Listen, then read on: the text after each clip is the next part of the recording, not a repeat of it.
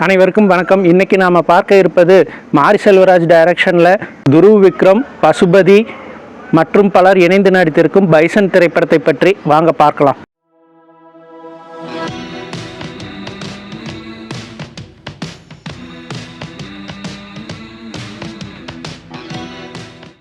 இந்த படத்துக்கு நிவாஸ் கே பிரசன்னா இசையமைச்சிருக்காரு. எழிலரசு ஒளிப்பதிவு பண்ணியிருக்காரு. சக்தி திரு எடிட்டிங் பண்ணியிருக்காரு.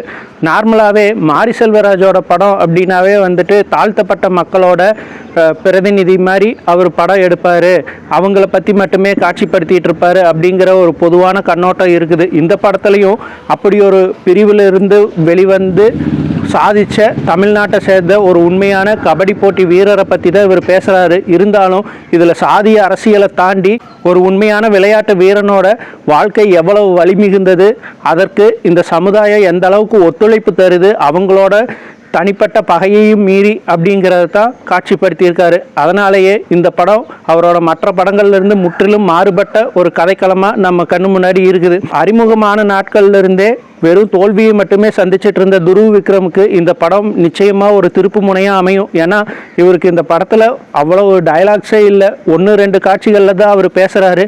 அவரோட உடலும் முகபாவனைகளுமே நிறைய இடங்களில் பேசுது. அவரோட தந்தையாக வர்ற பசுபதி அவருக்கும் ஒரு படி மேலே போயே நடிக்கிறாரு. ஆரம்ப காலகட்டங்களில் இந்த மதுரை படம் இல்லை சுல்லான் படத்துல எல்லாம் வந்து ரொம்ப காட்டுத்தனமாக கத்திட்டு ஒரு முரட்டுத்தனமான வில்லனாகவே பார்த்துட்டு இருந்த அவரை இந்த அசுரன் இந்த மாதிரி படங்கள் எல்லாம் பார்க்குறப்ப தான் அவருக்குள்ளேயும் இவ்வளவு அழகான ஒரு நடிகர் இருக்கிறாருங்கிறதையே நம்மளால் புரிஞ்சுக்க முடியுது. அவ்வளவு அருமையான நடிப்பு. அதே மாதிரி அமீர் அண்டு லால் அவங்க 2 பேருமே வந்து எதிரெதிர் துருவங்களாக அரசியல்லையும் சரி அந்த ஜாதி பாகுபாட்டிலையும் சரி அந்த ஊர் பொறுத்தவரையிலும் நின்றுட்டுருக்காங்க. ஆனால் அவங்க 2 பேருமே சேர்ந்து ஒரு தாழ்த்தப்பட்ட மனிதன் நம்ம ஊர்லேருந்து வெளியே போய் இவ்வளோ தூரம் போராடி ஒரு சாதனையை சாதிக்க போகிறான் அப்படின்னு தெரிஞ்ச உடனே அந்த ஜாதி பாகுபாட்டை எல்லாம் மீறி அவங்களோட தனிப்பட்ட பகையெல்லாம் மீறி அந்த விளையாட்டு வீரனுக்கு அவ்வளவு ஒத்துழைப்பு தராங்க.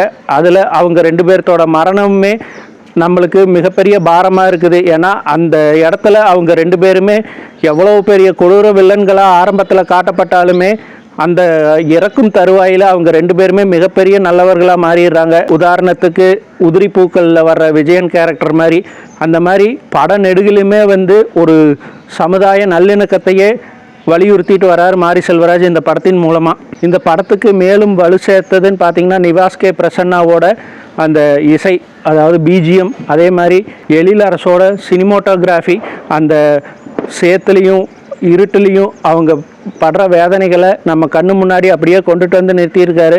ஆக மொத்தத்தில் இந்த காலமாடன் ஒரு மிகப்பெரிய வெற்றியடையும் சமூக நல்லிணக்க படமாக வரும் என்பதில் எல்லளவும் மையமில்லை. மீண்டும் ஒரு நல்ல விமர்சனத்தில் சந்திப்போம். நன்றி.